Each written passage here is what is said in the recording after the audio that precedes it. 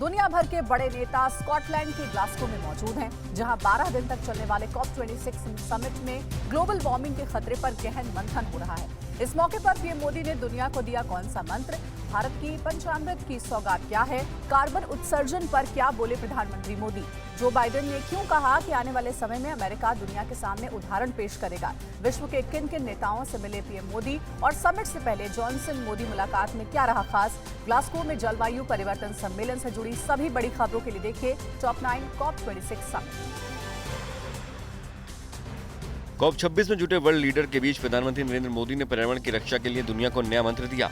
कहा लाइफ यानी lifestyle for environment. PM ने इसे जन आंदोलन बनाने का आह्वान किया। कहा दुनिया को ग्लोबल वार्मिंग के खतरे से बचाने के लिए अहम से वयम के कल्याण का यही रास्ता है। पीएम ने पर्यावरण की चुनौती से निपटने के लिए विश्व को देश की ओर से पंचामृत की सौगात दी। कहा भारत 2030 तक अपनी नॉन फॉसिल एनर्जी को 500 गीगाबाइट तक पहुंचाएगा और अपनी 50% ऊर्जा जरूरतों को रिन्यूएबल एनर्जी से पूरा करेगा। भारत कुल अनुमानित उत्सर्जन में से 1 बिलियन टन कार्बन उत्सर्जन को भी कम करेगा और अपनी अर्थव्यवस्था की कार्बन इंटेंसिटी 45% तक कम करेगा। पीएम ने 2070 तक नेट जीरो एमिशन का लक्ष्य हासिल करने की भी बात कही।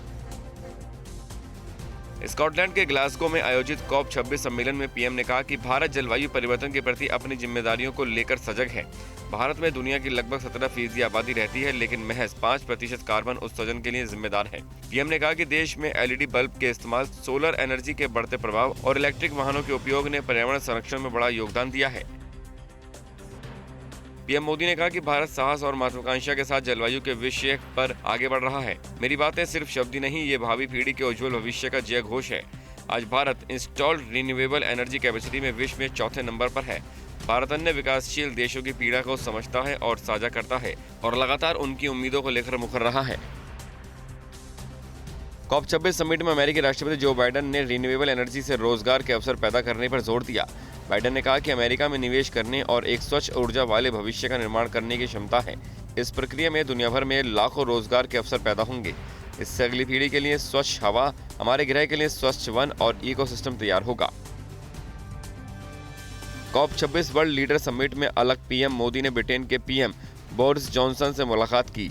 मोदी ने समिट के सफल आयोजन के लिए जॉनसन को बधाई दी और जलवायु परिवर्तन के लिए उनकी वैश्विक पहल की सराहना की।